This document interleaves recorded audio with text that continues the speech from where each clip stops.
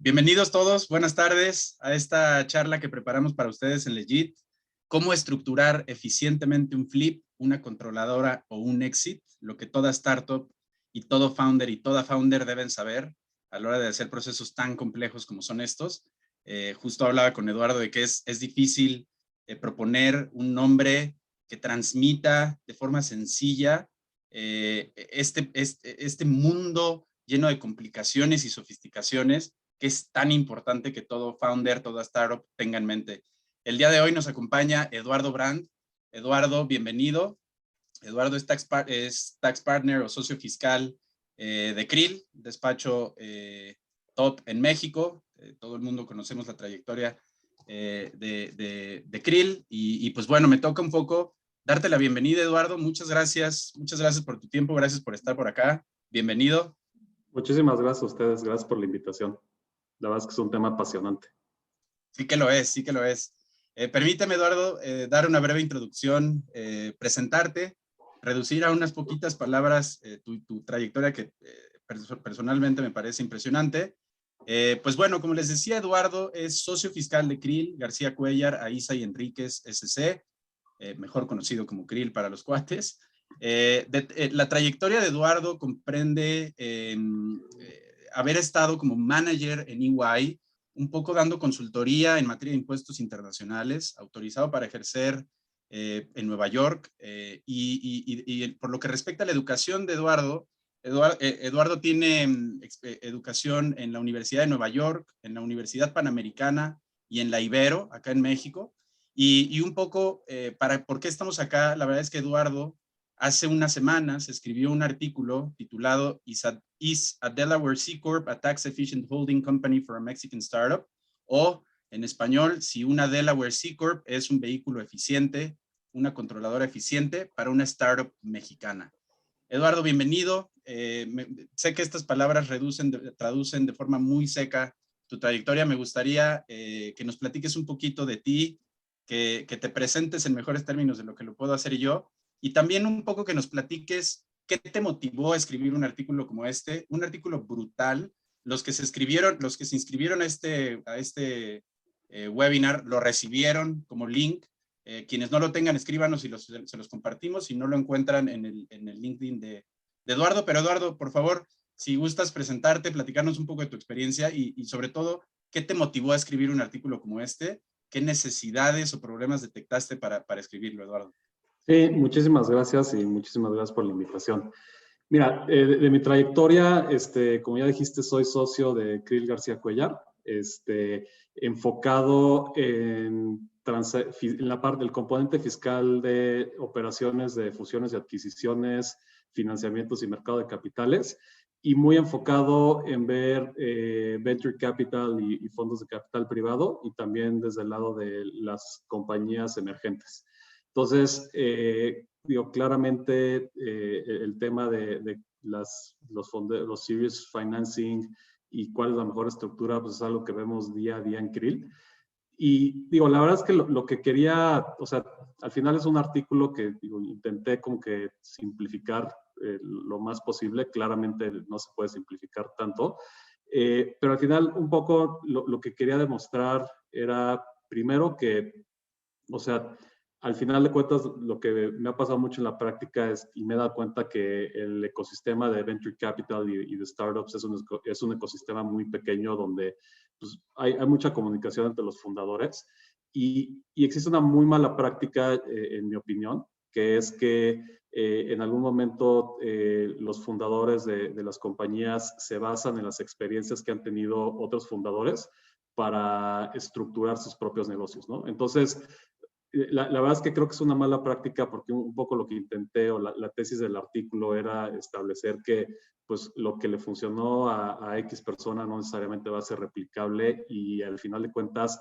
depende del modelo de negocio. Otra cosa que es como muy importante es que, digo, hay como toda una interpretación incorrecta del uso de las Delaware C Corps.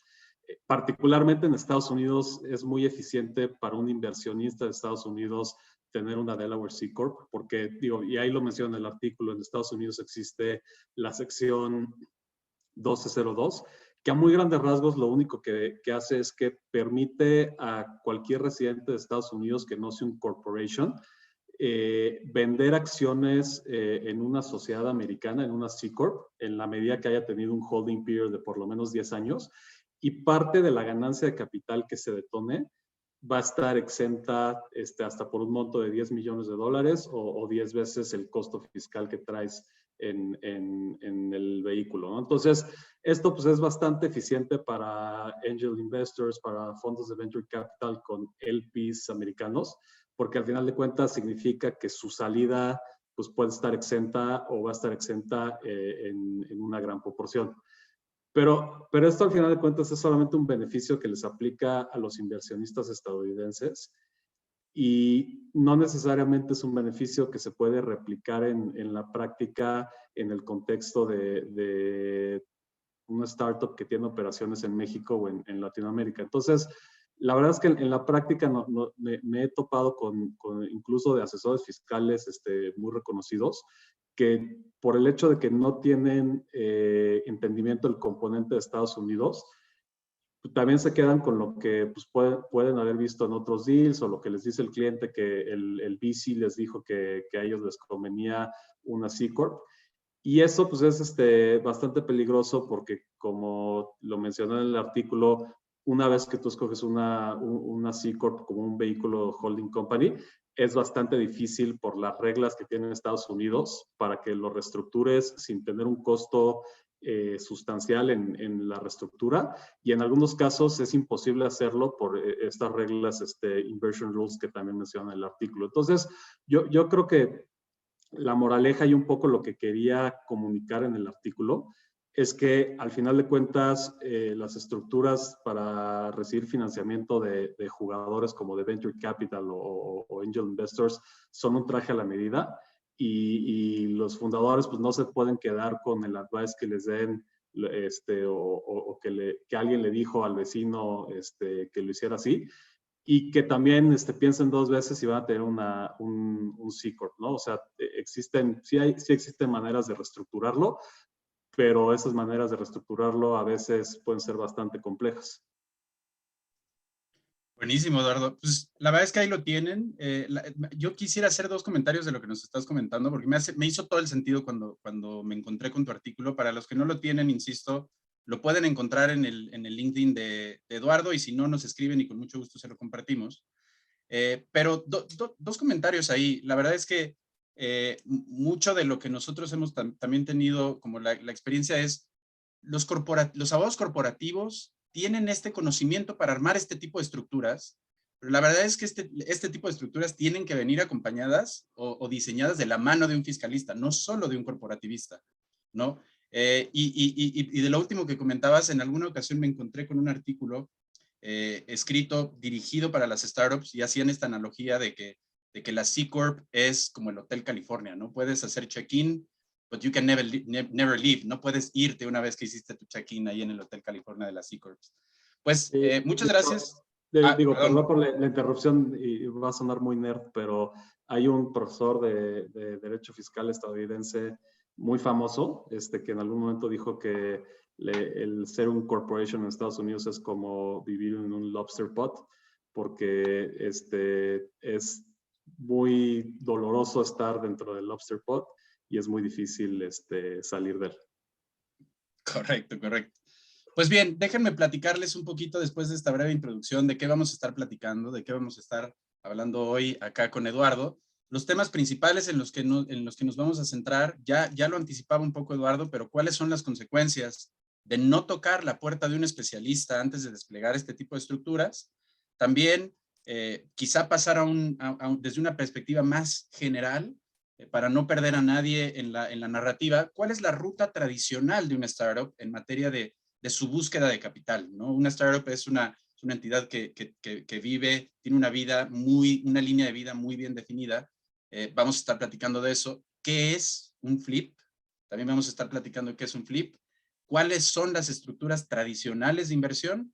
Y bueno, ¿y qué sigue después de haber levantado capital, ¿no? Las startups sufren por pasar esta gran frontera, pero ahí pues solo dieron el primer paso. Falta un mar de distancia por recorrer. Entonces, de esto vamos a estar platicando. Pónganse cómodos, ya vi un par de preguntas que haremos al final, si el tiempo lo permite, y si no, las dirigiremos a Eduardo para que nos ayude con sus comentarios. Pues, Eduardo, acá me gustaría, dando arranque ahora sí formal a la plática, ¿cuál dirías tú que son las consecuencias de no buscar asesoría de estructura fiscal desde un inicio? ¿No? ¿Qué consecuencias fiscales adversas crees tú que puede enfrentar un founder o un inversionista desde la óptica de una startup mexicana, por ejemplo? Mira, el error más común que veo en la práctica es el founder que tiene la idea de que va a recibir financiamiento de un VC internacional y que tiene en mente tener un vehículo de asociación extranjero y que escoge la C Corp de Delaware. Digo, hay como, otra vez, un poco como lo comenté, hay ciertos VCs y ciertos angel investors que pueden tener una preferencia por el tratamiento fiscal que le puede ser particularmente aplicable a ellos en el contexto de una salida, pero eso no necesariamente quiere decir que sea la mejor estructura para todos, ¿no?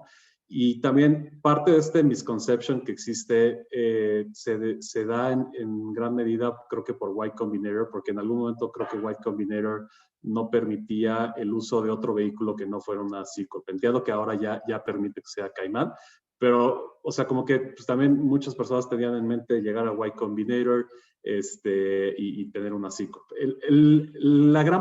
Digamos que la gran problemática de tener una C Corp es que vas a tener un vehículo que se considera un residente para efectos fiscales en Estados Unidos y que está sujeto al impuesto corporativo en Estados Unidos. Entonces, digo, como todos los que son founders aquí saben, la tesis de negocio de un startup no es propiamente la distribución de dividendos durante la vida de la inversión, sino realmente es invertir el dinero, crecer, hasta que puedan tener un evento de salida, ya sea la venta del negocio, un estratégico, un IPO, una combinación de negocios con otro negocio donde pueda haber economía de escala. O sea, pero al final de cuentas, como que todo el mundo tiene en mente el monetizar el negocio a través de una salida, ¿no? Y entonces, si tú tienes una C Corp, el problema que tienes es que en la medida que la C Corp venda el negocio en México, la C Corp va a pagar impuestos en Estados Unidos al 21%. Estados Unidos es un sistema corporativo clásico en el sentido de que las utilidades se graban a nivel de la entidad y cuando se le distribuyen a los accionistas. Entonces, si tienes la mala suerte de tener una C Corp como vehículo de asociación y vendes tus acciones en la sociedad mexicana, a nivel de Estados Unidos vas a pagar un 21% por la ganancia que tengas en las acciones. Y posteriormente, cuando la C Corp distribuye el precio de venta, digamos, en una salida que le vendes un estratégico, los inversionistas también van a pagar impuestos cuando reciban ese precio de venta. En el caso de residentes, o sea, founders mexicanos, Estados Unidos impone una tasa de retención del 30% por los dividendos que se paguen desde Estados Unidos a extranjeros, que obviamente, pues digo, hay tratados para evitar la doble tributación que pueden reducir esa tasa. Y por el otro lado, los residentes en Estados Unidos que son personas físicas, pues también van a estar sujetas al 20%, bueno, el 23.8% si se considera Medicare, respecto a los dividendos que le distribuye a la sociedad americana. Entonces, uno de los errores más comunes es tener una C Corp como vehículo y al final de cuentas, pues esto puede generar doble tributación. Además, digo, hablando del ángulo mexicano, cuando una C Corp vende sus acciones en una sociedad mexicana, esa C Corp también tiene que pagar impuestos en México y tiene que pagar impuestos al 25% sobre el monto bruto o si se cumple con ciertos requisitos al 35%. En muchos casos hace más sentido pagar o tomar la elección del 25% porque muchos de estos negocios pues son negocios que crecieron y explotaron y el valor al que están saliendo pues, no necesariamente refleja la inversión que se les ha contribuido, ¿no? Entonces, el costo fiscal que puedes tener en la sociedad mexicana es bastante bajo, ¿no? Entonces, claramente, si eres un founder que empezó con una C Corp, pues de entrada tienes como la estructura más ineficiente para una potencial salida. Obviamente, digo, lo que siempre escuchas en la práctica es que pues, realmente no importa mucho en la medida que tú puedas vender las acciones de la C Corp. O sea, es decir, que en lugar de que vendas las acciones de la sociedad mexicana, vendas las acciones de la C Corp. Pero esto en la práctica pues tiene muchas dificultades porque un poco como exponía o como explicaba en el artículo, Estados Unidos es una jurisdicción que tiene un impuesto corporativo bastante complejo y tiene varios regímenes de antediferimiento que obligarían a cualquier persona invirtiendo en una C Corp, o obligarían a cualquier C Corp a considerar como un ingreso acumulable cualquier ingreso que obtenga a través de sus subsidiarias extranjeras en ciertos casos, ¿no? Entonces, si yo soy un estratégico y quiero adquirir un negocio mexicano, claramente voy a tener una preferencia muy sesgada por adquirir la sociedad mexicana versus adquirir una sociedad de Estados Unidos que, by the way, pues paga impuestos en Estados Unidos y los paga de una manera no tan eficiente desde el punto de vista fiscal. Entonces, digo, ese es como un error bastante común y creo que es como el principal error por no asesorarse y por pensar que si por el hecho de que alguien ganó en Y Combinator y al final de cuentas le funcionó a esa persona, pues les va a funcionar a ellos. No, clarísimo. Y la verdad es que todo esto, como bien comentas, depende mucho de Y Combinator, te pone sus condiciones y te dice, yo te invierto en Singapur, en Caimán o en Estados Unidos, y pues así es, ¿no? Y tienen esa fuerza, ese poder, ese músculo para imponer, que yo creo que un founder se enfrenta a tres problemas. Por un lado, Y Combinator le impone ciertos términos, por otro lado, voltean con otros inversionistas, con otros founders que han pasado por la misma trayectoria y le dicen, oye, vete por la ruta tradicional, ni le busques, ni le muevas, etcétera. Y por otro lado, voltean con un fiscalista y creo que muy atinadamente, como comentas, hay distintos ángulos. Quizá suena demasiado complicado para ellos y dicen, oye, mejor me voy por la ruta tradicional, ¿no? Mejor me voy por el camino que nadie le ha movido, que nadie le ha criticado, y para qué le muevo, ¿no? Eso es parte como del pensamiento de un fundador. Buenísimo, pues dicho eso, me gustaría pasar aquí un poco, dar varios pasos para atrás y preguntarte cuál es, crees tú que es la ruta tradicional de una startup.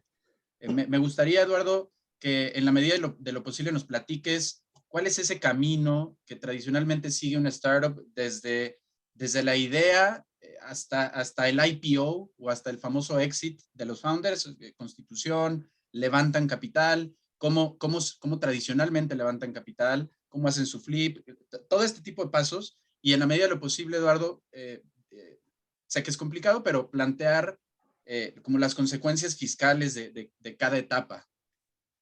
Sí, mira, yo lo dividiría en dos momentos. O sea, el momento donde estás, estos momentos dependen en el tipo de inversionista que estás buscando o el tipo de inversionista que tienes, ¿no?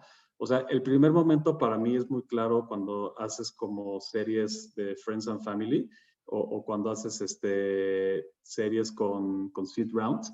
Y es muy claro porque al final de cuentas es un instrumento muy distinto al instrumento que verías en una serie A, una serie B, una serie C. Digo, para los que estén familiarizados pues, o sea, con los SAFEs, que no es más que un Simple Agreement for Future Equity, al final bueno, y su equivalente en México que son los ABACOS, que es este acuerdo básico de acciones a compra. O sea, al final de cuentas, un poco la tesis de los ABACOS y de los SAFEs son un instrumento que precisamente Y Combinator publicó en 2013 y la intención de publicarlo era, la idea un poco era, a ver, las startups no tienen mucho dinero para gastar en fees legales Entonces queremos tener un instrumento que sea como el boilerplate para todo tipo de inversionista de un seed round, y queremos darle los economics de deuda convertible sin que sea deuda, ¿no? Entonces, queremos darle los economics en el sentido de que yo, inversionista, fondeo dinero al startup, y hasta cierto punto o en algún momento voy a poder convertir mi inversión y me van a compensar por el uso del dinero en el tiempo. Pero a la vez no querían tratarlo como deuda porque esto puede ser o puede traer complicaciones en algunas jurisdicciones, ¿no? Entonces, se hace un contrato que es como un contrato marco en el cual el startup celebra ese contrato con el inversionista a cambio del fondeo que se recibe. Y se tienen como ciertas protecciones para los inversionistas. Digo, la verdad es que las tres principales es que se prevé una tasa de descuento para que en el momento en el que se haga la conversión te estén compensando por el uso del dinero en el tiempo, por ese fondeo que hiciste. Se prevé un cap de evaluación, y la idea no es más que decir, si yo voy a convertir en el momento que el startup vale $100 millones, tú me vas a considerar un cap y la evaluación no puede ser más de X monto, ¿no?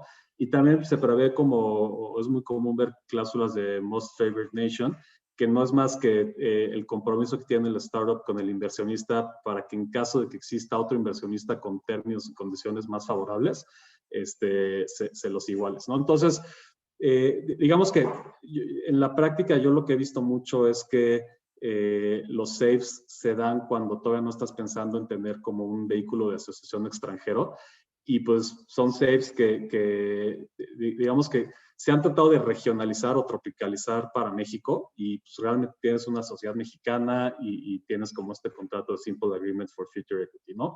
Entonces, yo te diría que el reto fiscal más importante en este punto es caracterizar la naturaleza desde el punto de vista fiscal del instrumento, ¿no?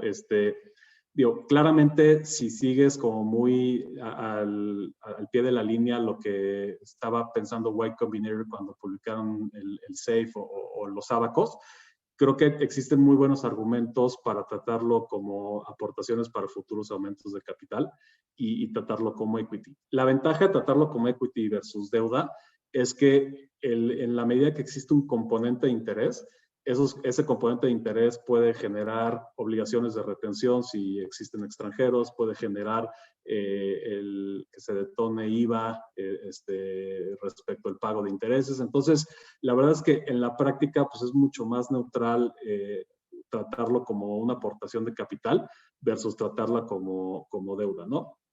El problema con el que te enfrentas en la práctica es que pues hay muchos inversionistas que sí agarran un poco la idea del SAFE o del abaco en la medida de que pues, es deuda convertible, pero empiezan a meter sus términos y condiciones. O sea, y por ejemplo, algo que choca mucho con la caracterización de capital es que hay algunos inversionistas que, además de que quieren las tres protecciones inversionistas que mencioné anteriormente, te piden que en caso de que no conviertas o que no tengas un evento de conversión, retornes el dinero, que no es la idea de los SAFEs. O sea, la idea original de los SAFEs es que si no conviertes porque no te conviene, pues ahora sí que ni modo. Y el caso es que algunos te piden que retornes el dinero y que les des un rendimiento que se calcula conforme a un porcentaje por el periodo de tiempo que estuvo sin convertirse el instrumento, ¿no? Entonces, eso claramente pues huele muchísimo más a deuda, y no está del todo claro cuál es el tratamiento fiscal que le darías a ese pago de un retorno por el uso del dinero en el tiempo versus si lo hubieras convertido, ¿no? Entonces, o sea, yo creo que el reto más grande es, además de estructurarlo bien y obviamente, pues, al final de cuentas lo que el fundador tiene que hacer es analizar si el SAFE que le están pidiendo no tiene condiciones o no tiene un cap o no tiene un descuento que no es el estándar de mercado. Pero además, desde la perspectiva fiscal, es cómo tratarlo para efectos fiscales, porque va a ser relevante en la medida que se pague algún retorno o en la medida que se haga la conversión.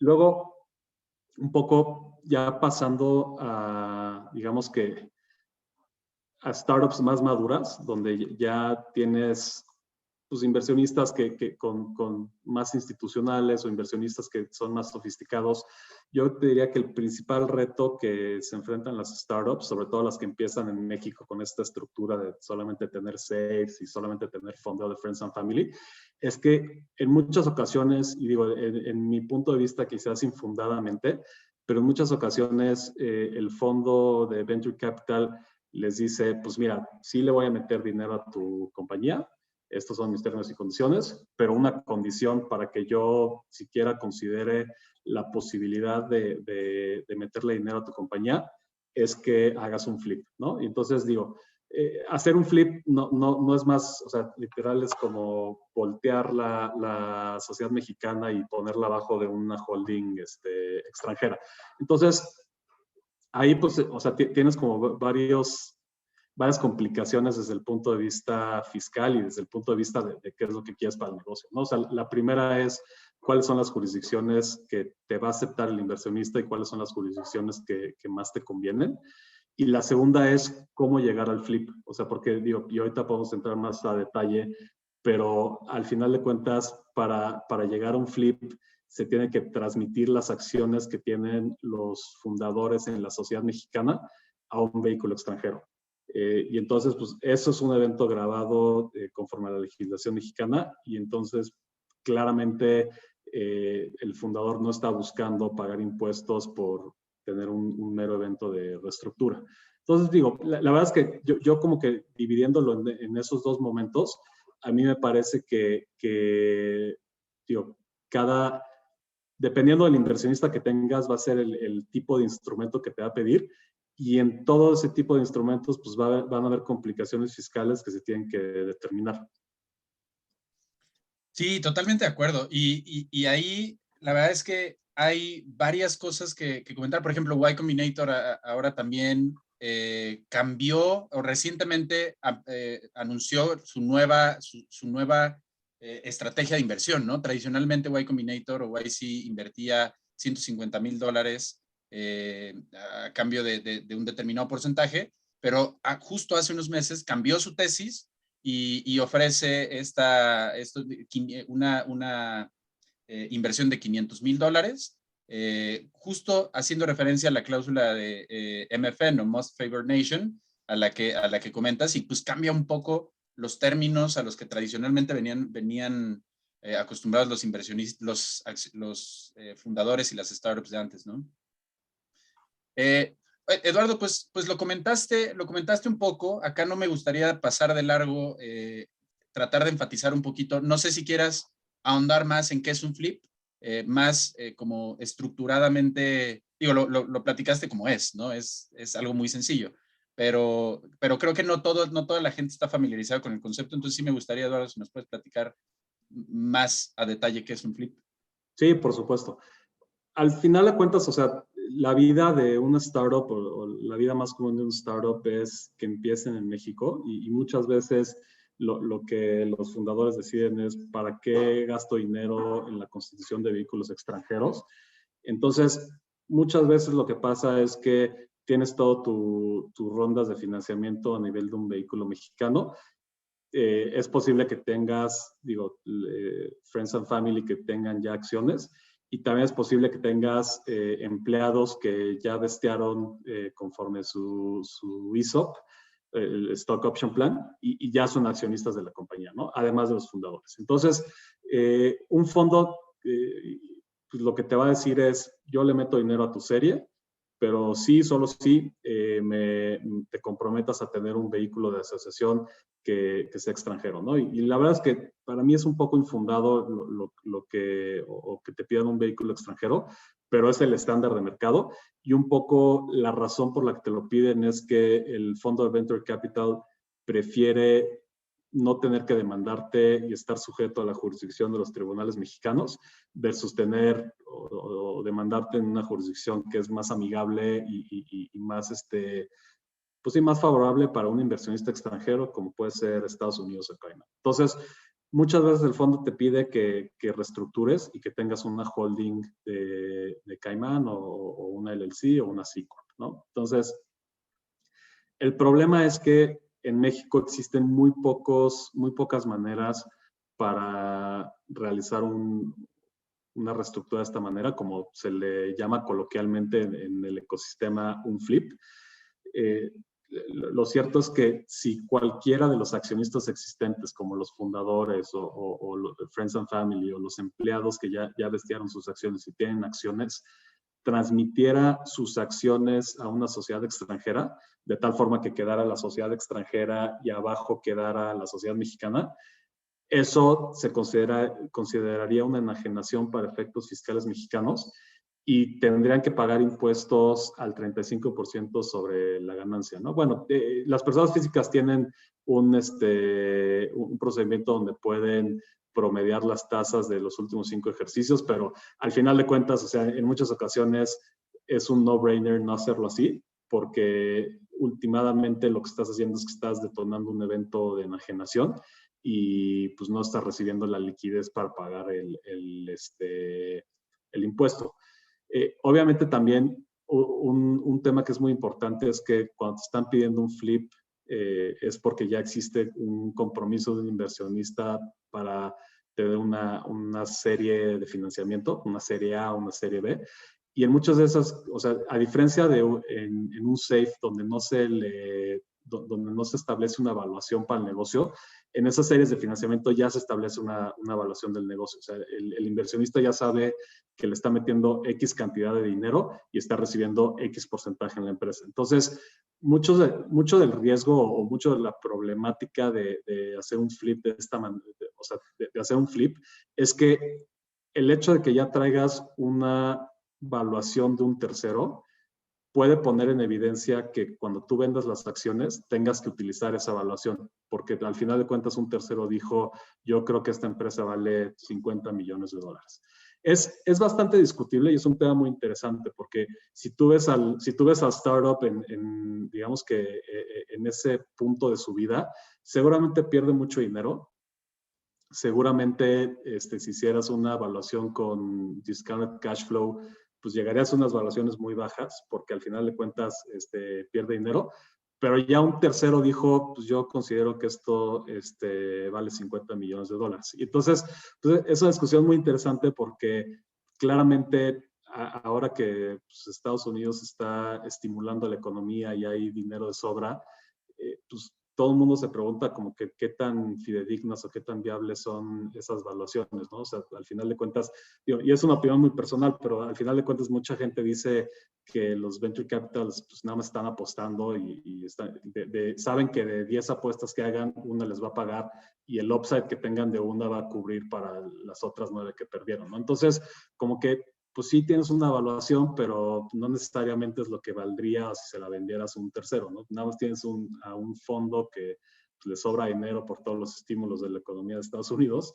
que dijo esto vale X, ¿no? Entonces, digo, este es un tema como que nadie puede resolver y al final de cuentas, pues sí existe el riesgo que te digan que la evaluación que se consideró para la serie es la evaluación que tienes que considerar.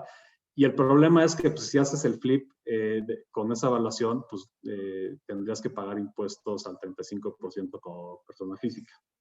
Entonces, digo, digamos que lo que más te enfrentas como asesor en este tipo de etapas es el fundador que quiere hacer el flip porque necesita el dinero, pero no quiere pagar impuestos, ¿no? Entonces, digo, en algún momento antes de 2020 se empezó a hacer como, ya había una manera como muy automática de hacer esos flips, que era básicamente pagar una reducción de capital a nivel del vehículo mexicano. Esa reducción de capital se pagaba con la entrega de un pagaré y luego los accionistas existentes aportaban el pagaré a la nueva estructura extranjera que se quería tener. Y posteriormente la estructura extranjera suscribía capital en la sociedad mexicana y diluía a los accionistas existentes, ¿no? Entonces, de esa forma, traspasabas la mayoría de la tenencia accionaria de la sociedad mexicana sin tener un evento de enajenación para efectos fiscales, porque digamos que la reducción de capital tiene sus consecuencias particulares y en la medida que tengas atributos fiscales no detonarías ningún efecto.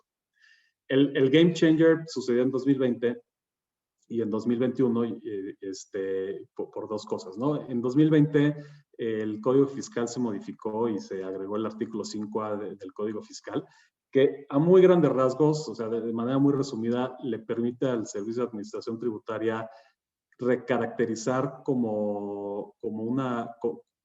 es más, recaracterizar para efectos fiscales a la transacción que hubiera tenido que suceder para llegar al mismo beneficio económico si una transacción no tiene razón de negocios, ¿no? Entonces, digo, la verdad es que el término razón de negocios es un término bastante esotérico. Hay dos presunciones de cuándo se considera que no hay razón de negocios, que si se actualiza, el contribuyente tiene que controvertir o tiene que probar en contrario.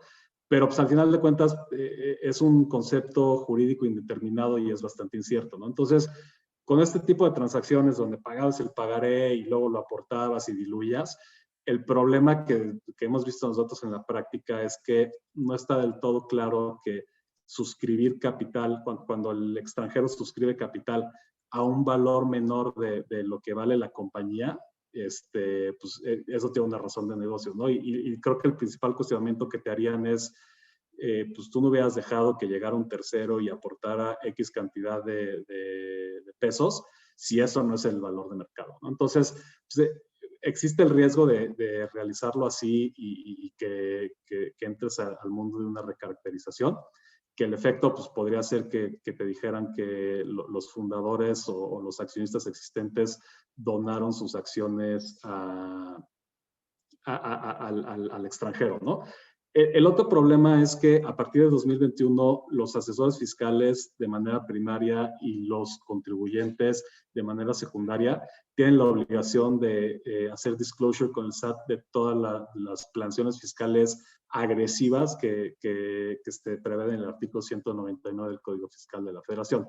Entonces, el problema que nosotros hemos identificado es que hay una fracción que habla de pagos interconectados que retornan una parte o en su totalidad a la primera persona que lo hace. Entonces, en el esquema que les platiqué, donde la startup hace una reducción de capital, entrega un pagaré y ese pagaré se aporta y retorna siendo capitalizado, eso necesariamente detona, o en nuestra opinión detona el supuesto de esa fracción, y existe el riesgo de que si consideras que el beneficio fiscal es ahorrarte el impuesto que hubieras detonado si hubieras aportado a las acciones, que tengas que hacer el disclosure con el SAT, ¿no? Entonces, pues obviamente no es una situación ideal porque tienes, en primer lugar, el SAT tiene la facultad de recaracterizar operaciones y en segundo lugar, pues va a tener visibilidad completa de la asesoría que te dieron para mover esto, ¿no? Entonces, a partir de 2020-2021 se han complicado bastante los flips.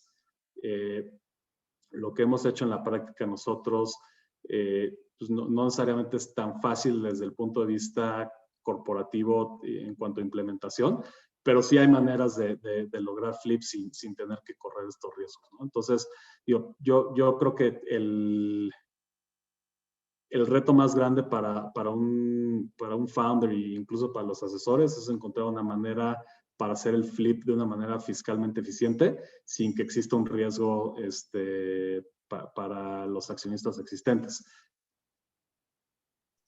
No, la verdad es que me quedo yo ahí sin palabras. La verdad es que él es un resumen y una perspectiva súper completa. Quizá me permitiría humildemente proponer, digamos, enfatizar los 4 puntos que me parecen más importantes de todo lo que nos acabas de decir, que es considerar que hay una enajenación, considerar que puede, o sea, si se utiliza una otra estrategia, puede haber una recaracterización de la transacción, y considerar que estrategias fiscales agresivas, pues eventualmente se van a tener que reportar a Hacienda. Y una que me estaba saltando es el tema de la evaluación, ¿no? La evaluación para la enajenación. No añado más porque me parece brillante, Eduardo. Muchas gracias por lo que nos aportas. Y acá, pues pasamos, ya nos acercamos al final. Vayan preparando sus preguntas. Me gustaría también invitar a los que se queden hasta el final a que hagan sus preguntas directamente, prendan su micro, prendan su cámara, y aprovechemos que tenemos a Eduardo, pero nos quedan nada más dos preguntas, que es, Eduardo, si nos platicas un poco de cuáles son las estructuras tradicionales de inversión, ¿no? Ya nos has comentado, pero profundizar un poquito más. Sí, mira, o sea, yo te diría que esto ha cambiado mucho con el tiempo.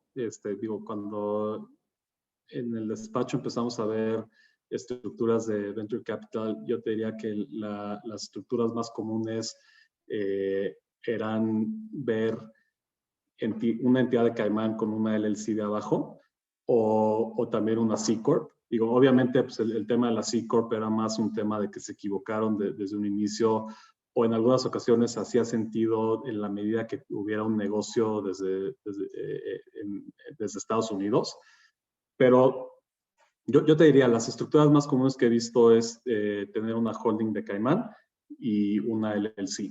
La razón, digamos que la razón por la que mucha gente usa como esta estructura de dos niveles es que, primero, el tener una LLC te permite la flexibilidad de vender las acciones de la LLC y no las acciones de la sociedad mexicana sin que generes impuestos por ganancia de capital en México, ¿no? O sea, cuando un extranjero vende acciones en una sociedad mexicana, tiene que pagar el 25% o el 35% por la ganancia, ¿no? Y ahora, a partir de una reforma fiscal que se dio en 2022, para que tú puedas acceder al beneficio de la ganancia neta al 35%, tienes que designar un representante legal y ese representante legal tiene que tener bienes suficientes para poder hacerle frente al impuesto sobre la renta que se determine. Entonces, esto para un extranjero que no tiene presencia en México, hacer filings como que pues, no es viable, ¿no? Y al final de cuentas, muchas jurisdicciones no graban las ganancias de capital o las graban a una tasa preferencial y el impuesto del 25-35% en México es bastante alto y los puede poner en una posición de tener, aunque puedan acreditar el impuesto mexicano, pueden estar en una posición de exceso de créditos. Entonces, una de las razones por las que a los inversionistas les gusta tener una LLC es que esa LLC la puedes vender a un tercero sin detonar impuestos en México. Como esa LLC es una entidad transparente por default y solamente tiene un dueño, esa LLC se considera que es un disregarded entity en Estados Unidos y para efectos de Estados Unidos no existe, o para efectos de Estados Unidos no es contribuyente y no existe. Las transacciones que se realicen a través de esa entidad se atribuyen a su dueño, que sería la entidad de arriba. La entidad de arriba muchas veces está incorporada o formada en una jurisdicción que sea neutral desde el punto de vista fiscal. Y la razón es porque no quieres tener un vehículo que vaya a pagar impuestos en la salida. Entonces, por eso entidades como Caimán o una LLC pues han proliferado porque al final de cuentas, si la entidad de arriba de Caimán vende las acciones del LLC, no va a pagar impuestos en Caimán. En todo caso, los accionistas que participen en Caimán pues van a tener que pagar los impuestos conforme a su jurisdicción de residencia hasta en tanto les sean distribuidos como los proceeds de la venta. Y digo, algo que mucha gente pregunta es ¿por qué la necesidad de tener dos entidades y no tener nada más una entidad? Y la razón, la verdad, es que no es realmente fiscal. O sea, la razón es un tema operativo, porque si tú te pones a pensar que en algún momento vas a tener un evento de salida con un estratégico, que vas a firmar un SPA, es mucho más fácil que firme una entidad de Caimán y que solamente firme una persona a que firmen 60, 80 inversionistas, porque pues, cuando tú tienes un evento de salida, la expectativa es que digamos que la base de inversionistas ya esté bastante pulverizada y que no tengas tanto control en quién puede firmar el SPA. Digo, algo que también hemos visto en la práctica es tener dos LLCs. Al final, para efectos de Estados Unidos, cuando un LLC tiene más de un dueño, su default es un partnership para efectos de Estados Unidos. Y haz de cuenta que en Estados Unidos la LLC de arriba va a ser un partnership y la de abajo va a seguir siendo un disregarded entity. En alguna ocasión, bueno, hace un par de años, los fondos de inversión de Estados Unidos evitaban a toda costa tener un partnership para efectos de Estados Unidos, porque el régimen de antidiferimiento de Estados Unidos necesariamente requiere que exista una persona estadounidense que tenga control sobre la sociedad extranjera para efectos de que aplique. Y los partnerships en Estados Unidos se considera una persona en Estados Unidos. Entonces, antes de 2018, me parece, si tú tenías un partnership y tenías una sociedad extranjera, esa sociedad extranjera era una entidad controlada y estaba, digamos que el partnership tenía que computar como si fuera un corporation y atribuía los ingresos conforme al régimen de diferimiento a sus LPs que fueran residentes en Estados Unidos. Entonces, para un fondo de inversión de Estados Unidos era un no-brainer, en lugar de utilizar una partnership de Estados Unidos, utilizar una partnership de otro lugar como Cayman, ¿no? Entonces, eso como que en algún momento generó mucho pushback hacia vehículos que fueran incorporados bajo las leyes de Estados Unidos.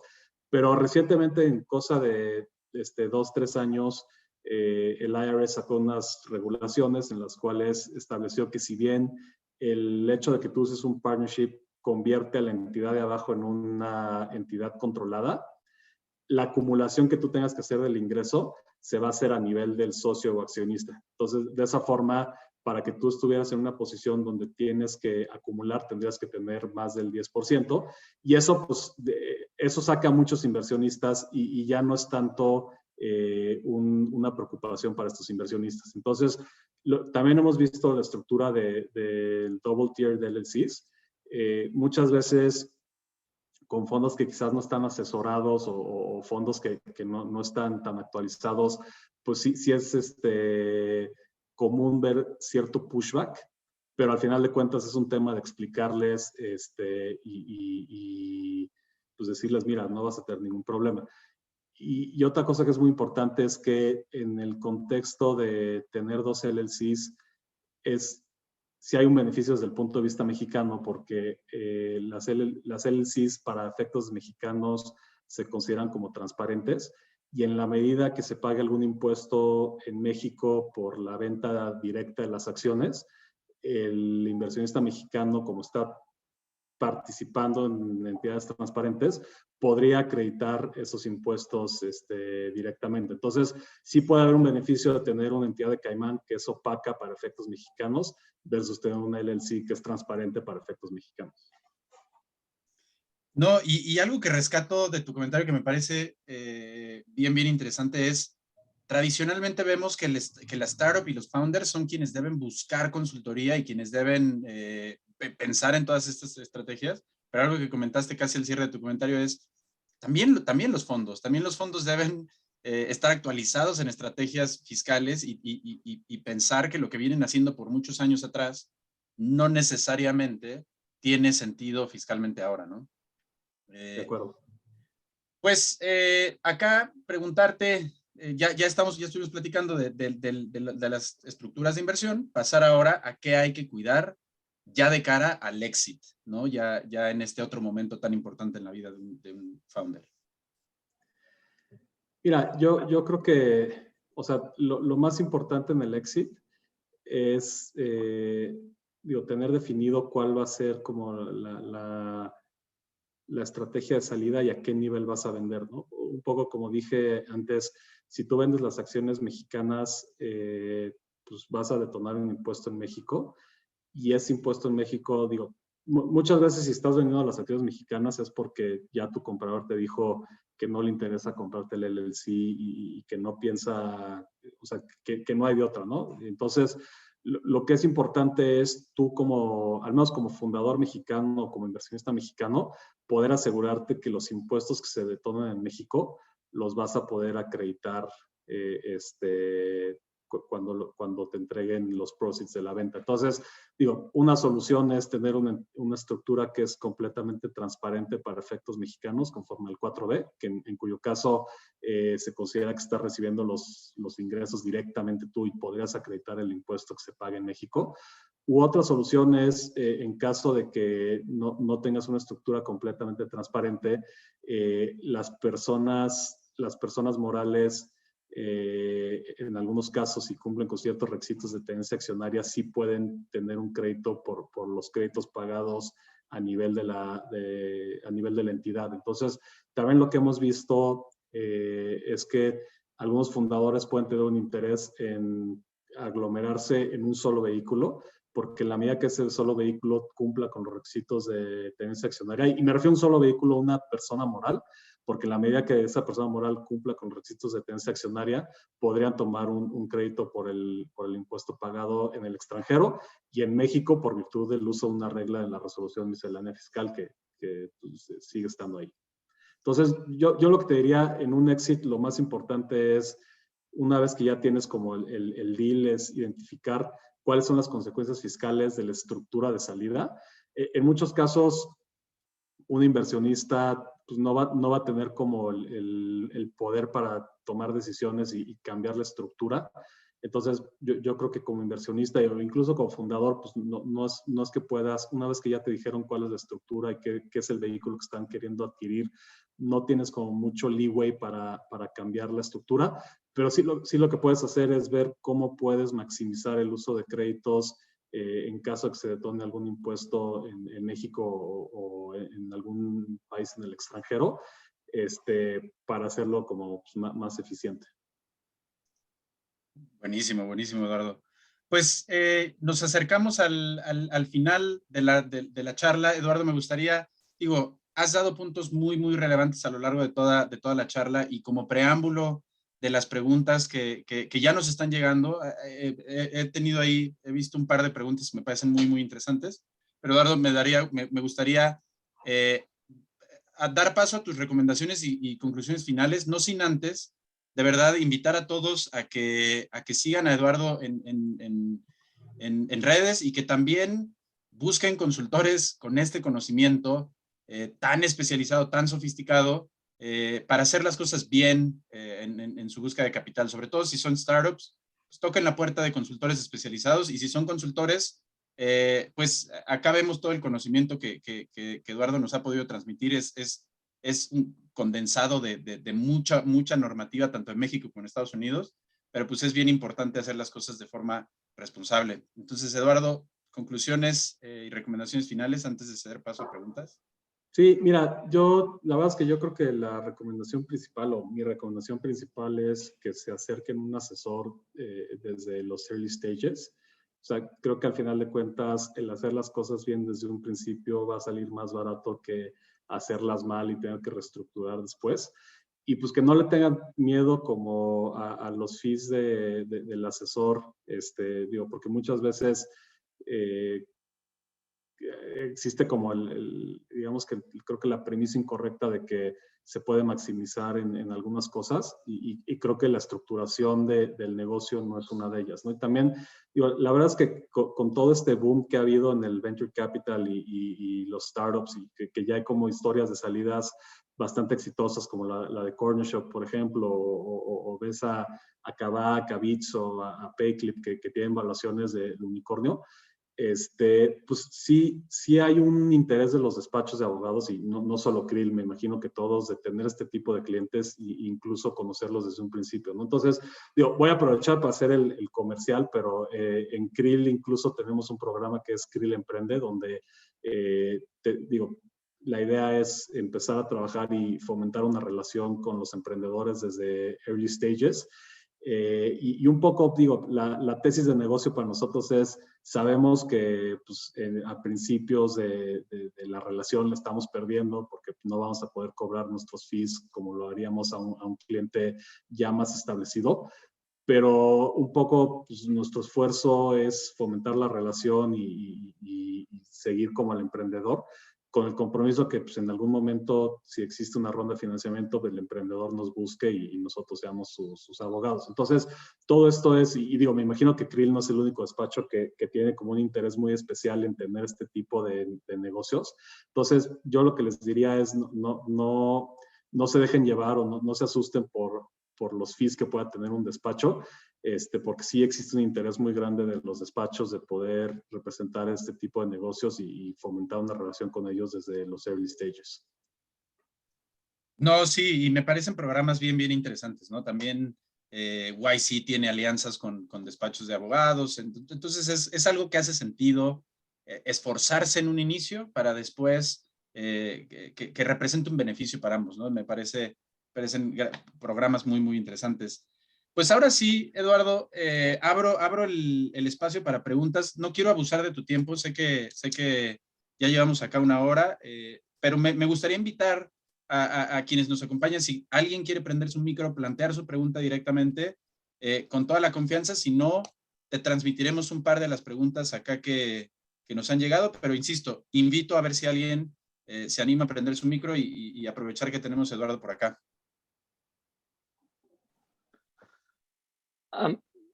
Sí, ¿puedo arrancar yo? Adelante.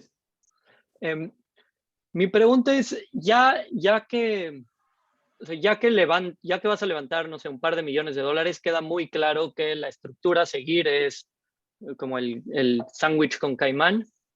¿Qué recomiendan? Y obviamente, pues, ¿no? O sea, buscaremos una relación después, pero ¿qué recomiendan como para arrancar? Si vas a levantar, no sé, cientos de miles de dólares para luego sí irte a levantar las rondas grandes, sabes que el camino va a ser la de Caimán, pero no necesariamente quieres gastarte pues esos, no sé, miles de dólares en armarlo desde el principio. ¿Recomendarías algo distinto o sabes qué, vale la pena invertir y haz el full sandwich desde el día 1? Mira, esa es la pregunta del millón y es la pregunta que todo el mundo nos hace cuando están constituyendo apenas, ¿no? O sea, yo creo que ahora sí como que depende mucho de cuál es tu proyección pues del negocio y qué tan rápido crees que vas a estar en una posición de que te pidan un flip, ¿no? Obviamente el upside o sea, yo lo que te podría decir es que pues sí vas a gastar más en constituir Caimán LLC desde un inicio, pero ese monto que gastes, te aseguro que va a ser muchísimo menor que los fees de los asesores que te tengan que diseñar la estructura fiscal y posteriormente implementar la reestructura para que no detone impuestos, ¿no? Pero también por el otro lado, pues es muy válido decir, pues estoy en una etapa donde tengo que maximizar mis recursos y nadie tiene la bola de cristal como para saber si te van a requerir que tengas un flip en algún momento o chance, pues esto no jala y tienes otra idea, ¿no? Entonces, la verdad es que pues, no hay como un rule of thumb de cómo hacerle y pues es un tema de decisión personal si quieres gastar dinero apostándole que esto crezca y pues te ahorres lo que tendrás que estarle pagando un asesor en un posterior flip. Claro, buenísimo. Justo ese es en lo que estamos balanceando, pero sí parece, o sea, estoy seguro que ese va a ser la visión en mediano plazo, pensando qué hacer mañana. Muchas gracias. No, de nada. Gracias a ti, Daniel, por la pregunta. ¿Abrimos espacio a alguien más? Yo tengo una pregunta, pero más del lado de los inversionistas. Eduardo, o sea, digo, ¿por qué no tener otro tipo de estructura, pensando a lo mejor como un hedge fund, ¿no? Donde tienes un LLC en Estados Unidos y luego tienes el offshore, master feeder, etcétera, en otras jurisdicciones, Luxemburgo, digo, lo más común es Cayman, pero ¿por qué no irse a otras jurisdicciones o hacer como esta estructura de tipo hedge fund? ¿O no aplica en este caso para la parte de los startups? No, mira, o sea, creo que al final de cuentas, o sea, un poco como lo mencioné, es que este ecosistema se mueve mucho en la tradición. Y pues muchas veces si quieres cambiar o que quieres salirte un poco del modelo que los VCs han visto recurrentemente, pues eso va a detonar distintas conversaciones con distintas personas. La verdad es que particularmente los hedge funds dividen como sus LPs con un onshore feeder y un offshore feeder, porque hay ciertos hedge funds que están, si tienen actividades en Estados Unidos, que tienen un interés de que, digamos que los inversionistas que participan en el offshore feeder, que son muchas veces inversionistas extranjeros o inversionistas que son sensibles a unrelated business taxable income, que son como inversionistas exentos, esos inversionistas generalmente o sea, en algún punto de la cadena del offshore feeder hay un blocker para efectos de Estados Unidos, para que en caso de que exista cualquier riesgo de que se genere la obligación de presentar una declaración en Estados Unidos o se genere UBTI, o Unrelated Business Taxable Income, ese se quede a nivel del broker en el offshore feeder y no se pase a los inversionistas, porque en ese caso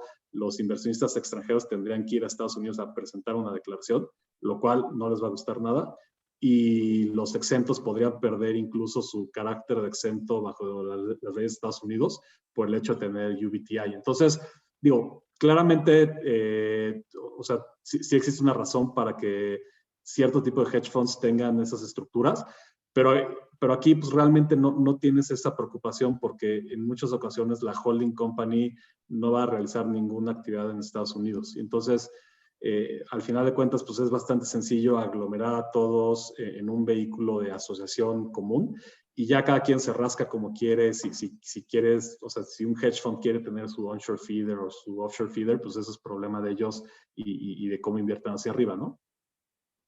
Perfecto, muchas gracias, muy claro. No. Buenísimo, pues la verdad es que en interés del tiempo, insisto, no quiero abusar acá del tiempo que nos compartió Eduardo. Yo personalmente me encargaré de hacerle llegar las preguntas que no nos dio el tiempo de atender. Eduardo, si me permites ahora a mí hacer un par de comerciales, quiero invitarlos a todos al siguiente evento que tenemos. Tratamos de invitar a panelistas de la talla de Eduardo, y el 9 de febrero vamos a estar hablando de Deep Tech Startups, qué son y qué retos enfrentan. Tenemos a 3 grandes panelistas: a Daniel Uribe de Genobank, a Mike Simmons de una firma VC que se llama Flambeau, y a Maya Baliño, que tiene experiencia en España y en México en transacciones de startups y venture capital, pero acá otra perspectiva, ¿no? Ya desde una perspectiva más desde las startups. Pero también invitarlos a las certificaciones que tenemos este año, que son específicamente 4. Tenemos una de regulación fintech en México, que arranca en febrero, pues ya estamos cerquita, una de protección de datos en ambientes tecnológicos, una justo de startups y venture capital, y una de innovación legal y tendencias legal tech y new law. Acá pueden, en este link de registro, ahí lo tienen para inscribirse, acompañarnos a quienes les interese. Y pues dicho eso, Eduardo, no me queda nada más que darte las gracias por esta verdadera cátedra que nos compartiste. Muchas gracias por la invitación. Fue un honor tenerte acá con nosotros, y esperamos tenerte de nuevo. Al contrario, muchas gracias por la invitación. Buenísimo, pues gracias también a ustedes, a todos los que nos acompañaron. Veo un par de preguntas muy buenas. La grabación la vamos a compartir en YouTube, les pasamos el link para los que no pudieron unirse, y las preguntas que nos mandaron y no se pudieron responder, se las compartiremos a Eduardo para ver si su tiempo lo permite, que nos comparta breves comentarios. Pues muchas gracias a todos y nos vemos en la siguiente. Hasta luego, gracias.